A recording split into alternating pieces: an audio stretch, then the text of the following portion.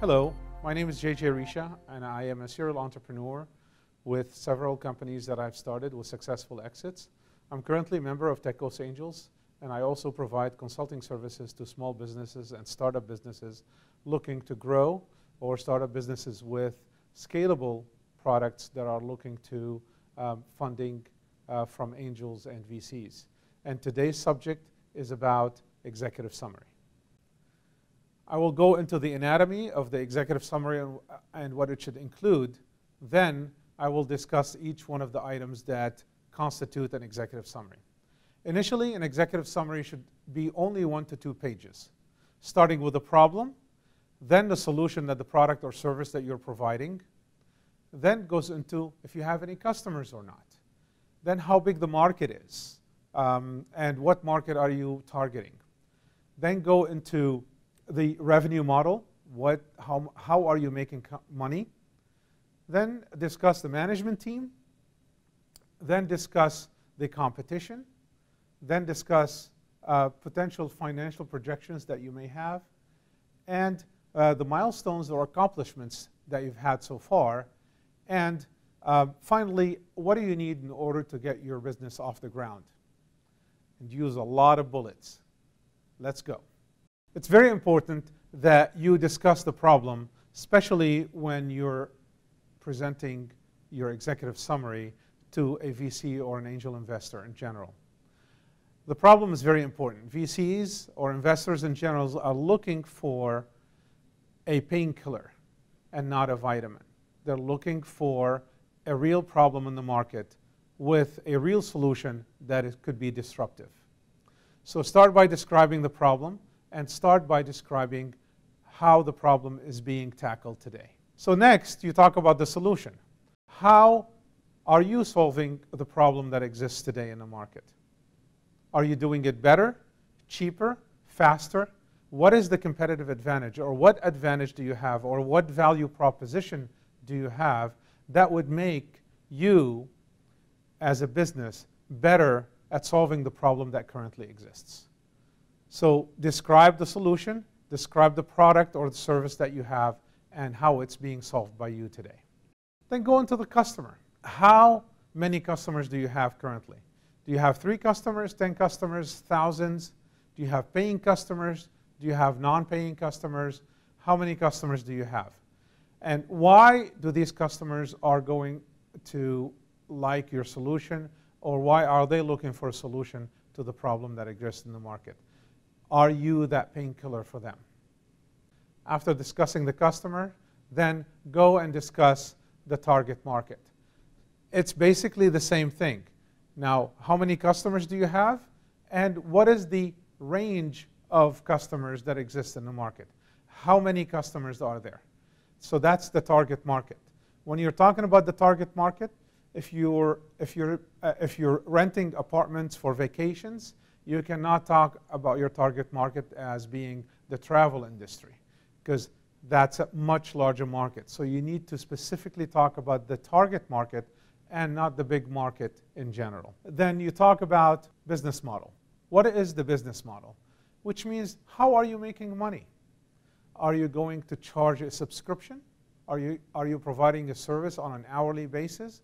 Are you selling a product that you could make different varieties of, red and blue and green, and sell these different varieties? What is the business model? How you're making money? Subscription, hourly, product, and then you're going to eventually discuss how you're going to make money using your model, and how you're going to make money from a gross profit standpoint.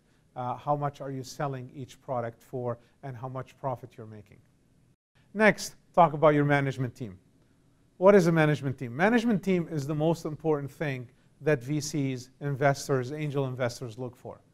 They're looking for a management team that is a stellar management team, a management team that has done it before, management team that may have done it before, I should say, a management team that is very passionate about what they do, a management team that has the right individuals who are able to take this idea or this business from being just an idea or a startup into a real business. All that is specifically embodied in a management team. A lot of people have ideas, but not many businesses start companies and start businesses with the right management team to be able to manage the business to the next level. Talk about yourself. Talk about the other people that are involved as part of the founding team or that you've hired. And also talk about your advisory board. Talk about the board members that have joined your group, because that shows that there are other believers that believe in your business.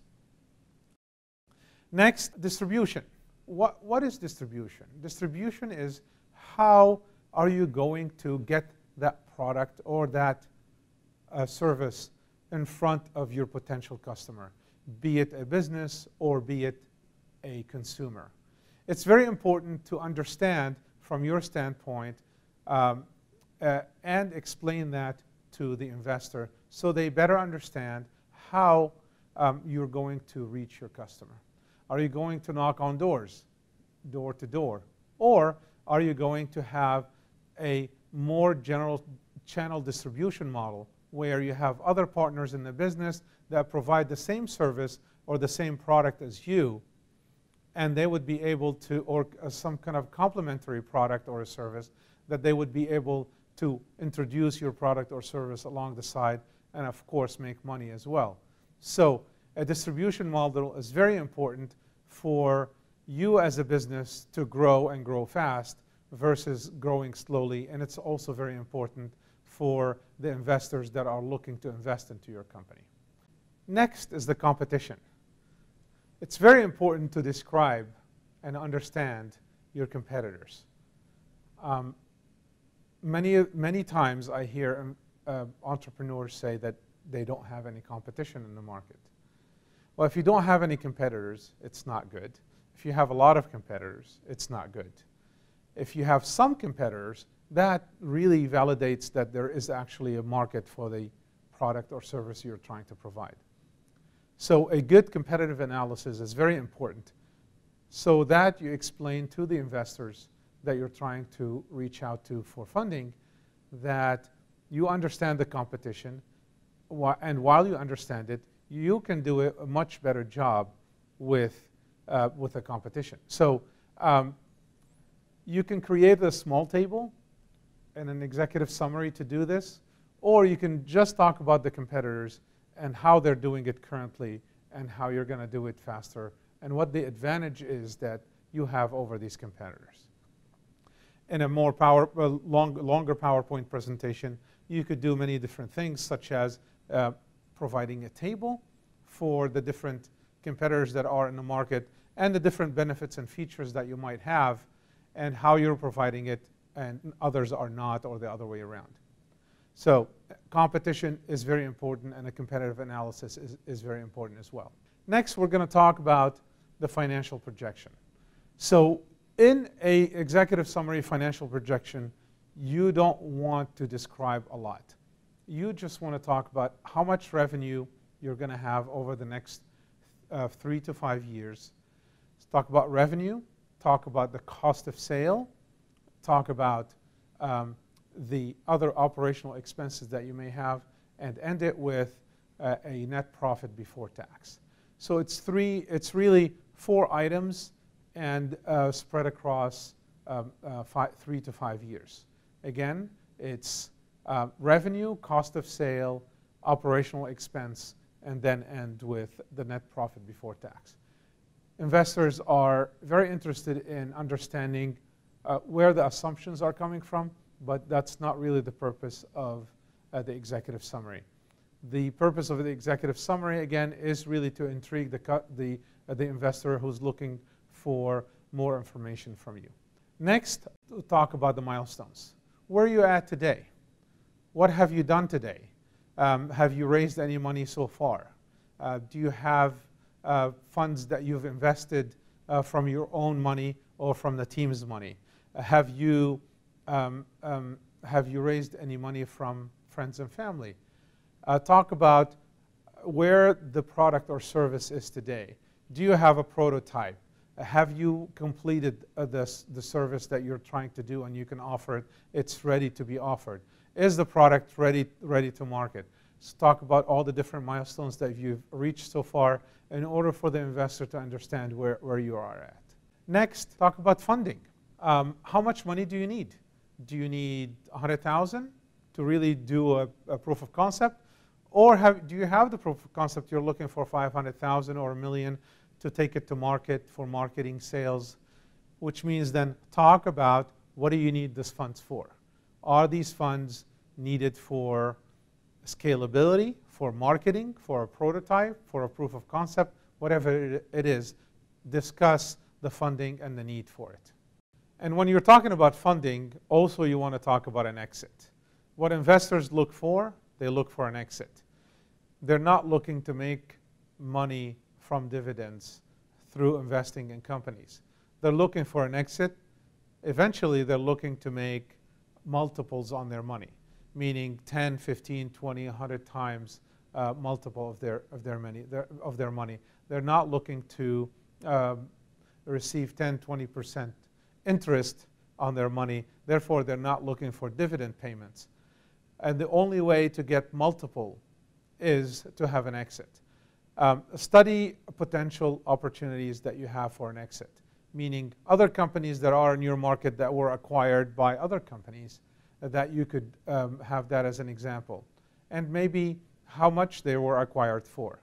This would help the investor understand better the market and understand that you really understand your market very well. This is pretty much it as far as what an executive summary looks like. It's again 1 to 2 pages, very little narration, more bullet points to basically explain to the investors what you are providing as far as a solution to a problem in the market, and with all the different elements that we went through just now. What you're seeing right now on the screen is a sample executive summary. Now, this is my preferred template, if you want, for an executive summary, where you have a margin on the left or on the right that describes at a glance, which is a summary of the executive summary. Someone can look at it in maybe 10, 15 seconds and understand who you are and where you're at. And then in the middle, you would go into the details that we just discussed. So this is the front page, and then next is the back page of the executive summary. Make sure you have at the very end of your executive summary your contact information. Many entrepreneurs have their executive summary and no contact information at the end. If an investor is interested in what you're doing, they would need to know how to contact you. Thank you.